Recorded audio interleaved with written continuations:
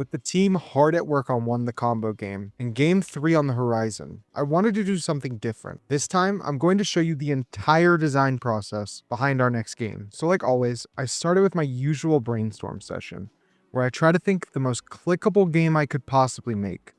And sitting next to me was an old design I made years ago, one of my first games I'd ever made, called Merchant Mayhem. In that game, you played as a merchant buying items and fighting monsters for valor. It was fun, but the rules were a mess. The pacing was off, and honestly, it just wasn't ready.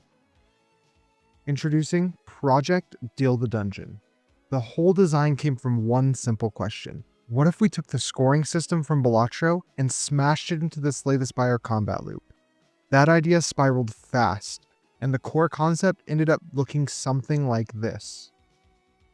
You shop for cool items, you enter random fights. At the start of the fight, you draw 6 cards. You can play up to 5 cards per turn. They resolve left to right.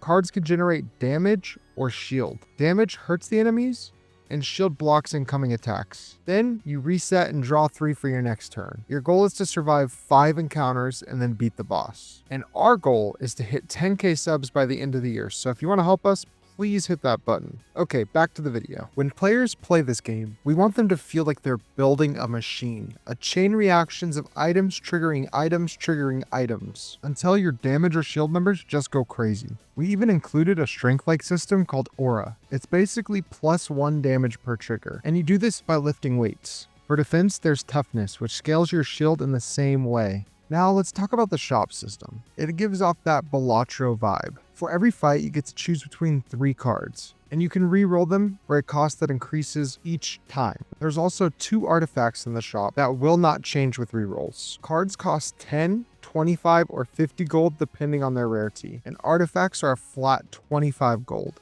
After every fight, you get 20 gold.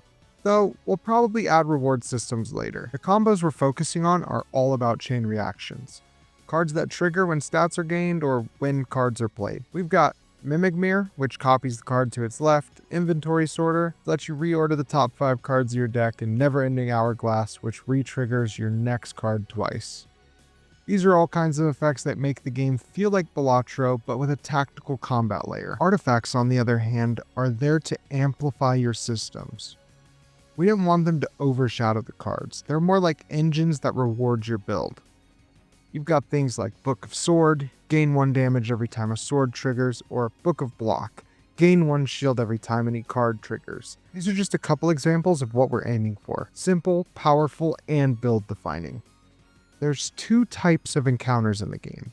There's events and monsters, and those will be randomly selected from the encounter deck. Either way, what happens in an encounter is decided by a d6. It can decide what happens in an event or what a monster does in a fight. The plan for this game is simple. We're going to be finishing the physical version of this game first, and then rolling right into the digital version.